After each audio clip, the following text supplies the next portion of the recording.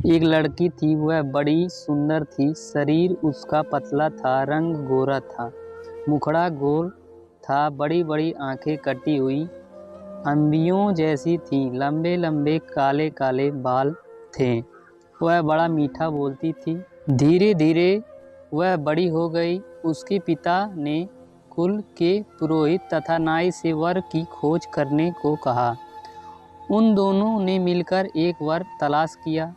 ना लड़की ने होने वाले दूल्हे को देखा, ना दूल्हे ने होने वाली दुल्हन को देखा। धूमधाम से उनका विवाह हो गया। जब पहली बार लड़की ने पति को देखा तो उसकी काली कलूटी सूरत को देखकर वह बड़ी दुखी हुई। इसके विपरीत लड़का सुंदर लड़की को देखकर फूला न समाया।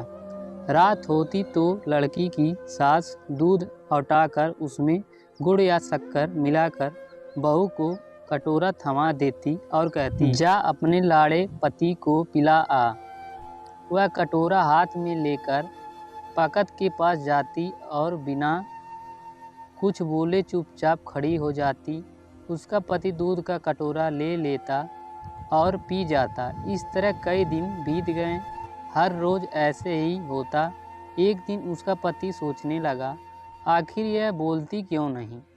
उसने निश्चय किया कि आज इसे बुलवाए बिना मानूंगा नहीं। जब तक यह कहेगी नहीं कि लो दूध पी लो, मैं इसके हाथ से कटोरा नहीं लूँगा। उस दिन रात को जब वह दूध लेकर उसके पास खड़ी हुई तो वह चुपचाप लेटा रहा। उसने कटोरा नहीं थामा। पत्नी भी कटोरे को लेकर हाथ में पकड़े खड़ी रही, कुछ बोली नहीं। बेचारी सारी रात खड़ी रही, मगर उसने मुंह नहीं खोला। उस अठीले आदमी ने भी दूध का कटोरा नहीं लिया। सुबह होने को हुई तो पति ने सोचा, इस बेचारी ने मेरे लिए कितना कष्ट सहा है। यह मेरे साथ रहकर प्रसन्न नहीं है। इसे अपने पास रखना इसके साथ घोर अन्याय करना है। इसके बाद वह उसे उसके पीहर छोड़ आया। बेचारी वहाँ भी प्रसन्न कैसे रहती। वह मन ही मन कुढ़ती, वह उठकर मरने लगी। उसे कोई बीमारी नहीं थी, वह बाहर से एकदम ठीक लगती थी। माता पिता उसके विचित्र रोग की चिंता होने लगी।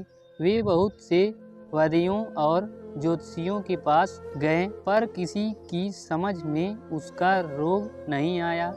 अंत में एक बड़े ज्योतिषी ने लड़की के रंग रूप और चाल ढाल को देखकर असली बात जान ली। उसने उसके हाथ की रेखाएं देखी। ज्योतिषी ने बताया, बेटी पिछले जन्म में तूने जैसे कर्म किए थे, तुझे ठीक वैसा ही फल मिल रहा है।